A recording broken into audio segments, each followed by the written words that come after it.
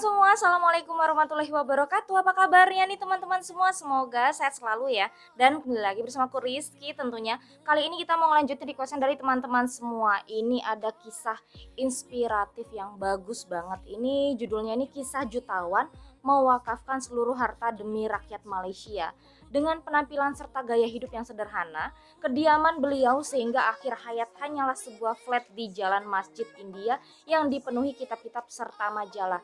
Tiada siapa yang tahu coba warga tua yang sering kelihatan di warung-warung persekitaran di Kuala Lumpur ini merupakan seseorang yang dermawan, yang murah hati. Masya Allah, kita harus nonton ini ya, kita harus nonton videonya, kita harus tahu ceritanya. Oke lah, langsung aja kita play videonya. Waris keluarga almarhum Ahmad Daudi Dadaboy datang dari Afrika Selatan ke Malaysia. Apabila dibawa melawat tanah-tanah wakaf beliau di kawasan segitiga emas Kuala Lumpur, mereka menitiskan air mata melihat betapa tingginya nilai hartanah tersebut. Masya Allah. Ini ya, kita bisa belajar dari orang-orang yang dermawan Ahmad baik hati Daudi seperti Dadaboy ini gitu. dilahirkan pada tahun 1907 di Gujarat, India. Setelah merantau di banyak negara di dunia, pada tahun 1940-an beliau telah datang ke tanah Melayu dan memilih untuk menetap di Kuala Lumpur. Beliau fasih dalam pelbagai bahasa dan amat gemar pada kitab dan ilmu serta mempunyai rangkaian kenalan di merata dunia. Beliau juga merupakan seorang hartawan dan ahli perniagaan yang sudah pun berjaya tatkala itu. Dari awal lagi beliau telah mendermakan hartanya melalui institusi wakaf. Institusi tersebut pada asalnya merupakan wakaf keluarga tetapi kemudiannya dinamakan Al-Waqful Islami Ul-Alami. Surat cara penubuhan wakaf ini telah diedarkan pada tahun 1971. Masya Allah. Selepas Perang Dunia Kedua, tanah ini merupakan kawasan banglo mewah. Dengan peredaran zaman, corak pembangunan di sekitar bertukar menjadi menara pejabat. Hotel dan kawasan ini menjadi terkenal sebagai segitiga emas Kuala Lumpur.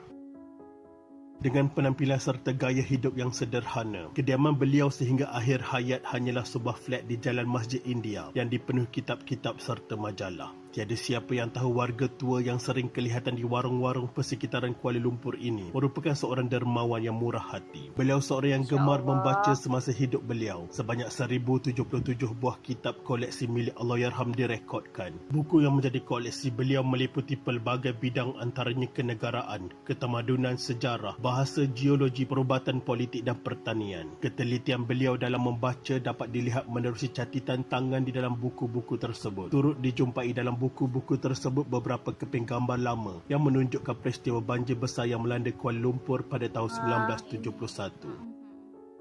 Majlis Agama Islam Wilayah Persekutuan melalui bahagian Baitul Mal memindahkan buku-buku tersebut ke sebuah galeri yang telah diubah suai di aras 35 Imarah Wakaf Majlis Agama Islam Wilayah Persekutuan MAIWP. Pada penghujung hayat Ahmad Daudi Dadaboy, beliau mewakafkan hampir keseluruhan hartanya, termasuk sebidang tanah seluas 1.2 hektar di Jalan Perak, Kuala Lumpur. Pada 24 Januari 1987, beliau telah kembali ke rahmatullah. Sebelum meninggal dunia, Allahyarham telah menyatakan hajat untuk memberikan wakaf beliau yang terdiri daripada beberapa harta benda dan juga tabung dana kepada pihak penguatkuasa agama. Selain tanah di Jalan Perak, Majlis Agama Islam Wilayah Persekutuan MAIWP turut bertanggungjawab kepada harta tanah Allahyarham, iaitu 1 lot kedai di kompleks pertama dan 3 buah rumah di sekitar Kuala Lumpur. Di samping tanah tersebut, Majlis Agama Islam Wilayah Persekutuan MAIWP turut menjadi pemegang amanah kepada harta wakaf Allahyarham yang berbentuk saham dalam dan luar negeri.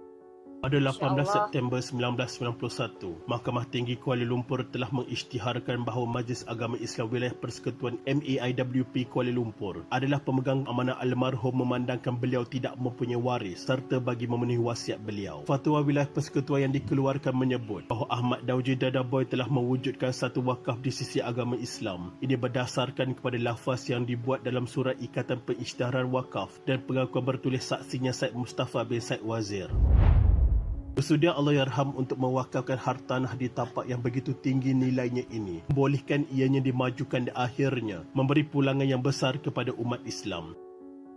Masya Nilai Allah. kawasan ini semakin meningkat dengan pembangunan persekitaran yang pesat ditambah dengan terbinanya menara berkembar Petronas yang masyhur di pesada dunia pada tahun 1996. Nilai hartanah tersebut sebelum dibangunkan adalah 34 juta ringgit dan setelah ianya dibangunkan nilainya melonjak kepada lebih 151 juta ringgit. Luar biasa. Majlis luar Agama biasa. Islam Wilayah Persekutuan MEIWP sebagai pemegang amanah hartanah wakaf berkenaan telah menggalas tanggungjawab membangunkan tanah wakaf tersebut. Seterusnya menjadi pelopor kepada pembangunan tanah wakaf bagi tujuan komersial di Malaysia. Majlis Agama Islam Wilayah Persekutuan MEIWP menyahut cabaran untuk membangunkan tanah wakaf am tersebut agar tidak ketinggalan sebagai medan letak kereta sahaja. Cabaran terbesar ialah untuk mendapatkan modal pembangunan. Carat tanah wakaf yang tidak boleh dijual dan dicagar menjadi kekangan kepada pelabur swasta dan institusi keuangan. Pemaju hartanah juga lebih cenderung kepada penjualan unit selepas dibina supaya keuntungan cepat diperolehi.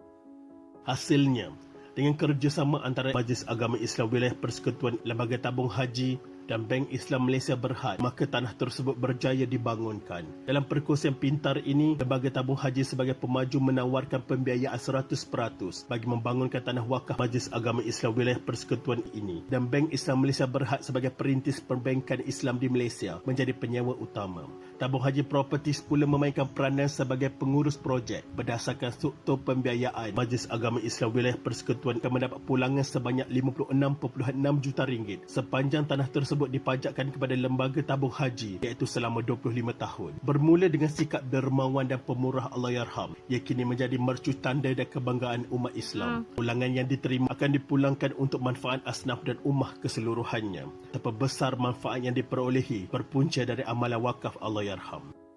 Bank Masya Islam Allah. menjadikan bangunan ini sebagai ibu pejabatnya, sejajar dengan statusnya sebagai peneraju sistem keuangan Islam di Malaysia. Perjanjian penyewaan antara Bank Islam dan Tabung Haji telah ditandatangani pada Majlis Pelancaran Projek Pembangunan Tanah Wakaf dan telah disempurnakan oleh mantan Perdana Menteri Malaysia Tun Abdullah bin Haji Ahmad Badawi pada 8 Jun 2007. Sebagai pengiktirafan, Majlis Agama Islam Wilayah Persekutuan telah mendapat anugerah pembangunan hartanah wakaf terbaik pada tahun 2009 untuk projek ini.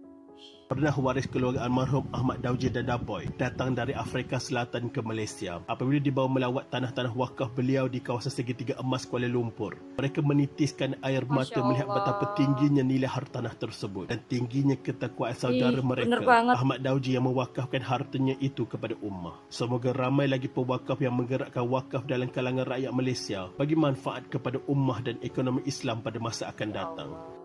Al-Fatihah. Allahyarham Ahmad Dauji Dadaboy. Al-Fatihah.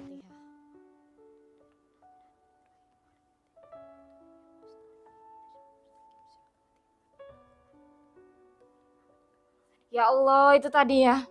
Ini sih kisahnya, ceritanya ini ya. Inspiratif sekali, Masya Allah. Itulah bagusnya ya teman-teman ya, kita tahu cerita seperti ini, kisah-kisah seperti ini, inspiratif sekali. Itu seperti memberikan kita pengajaran juga ya teman-teman ya. Itu kan amalan yang tidak akan pernah putus ya. Ada 3 amalan, contohnya saja itu tadi. Sedekah jariyah, nah itu tadi masuk di wakaf tadi itu ya. Masya Allah, luar biasa sekali. Terus ilmu yang berguna, ilmu yang pernah kita share ke orang lain juga. Terus yang terakhir adalah doa anak soleh dan solehah itu tadi. Jadi indahnya kita beragama Islam, apalagi kita kalau banyak sedekah, terus men-share hal-hal yang baik, jadi kebaikannya akan kembali ke diri kita juga gitu ya teman-teman ya. Oke teman-teman, demikian ya kisah inspiratif hari ini. Aku seneng banget bisa nonton video ini. Misalkan nanti ada request apalagi, tulis aja di kolom komentar ya. Oke teman-teman, demikian video kita kali ini. Aku akhiri dulu. Assalamualaikum warahmatullahi wabarakatuh. Sampai jumpa di lain kesempatan. Bye bye. See you next time. Bye.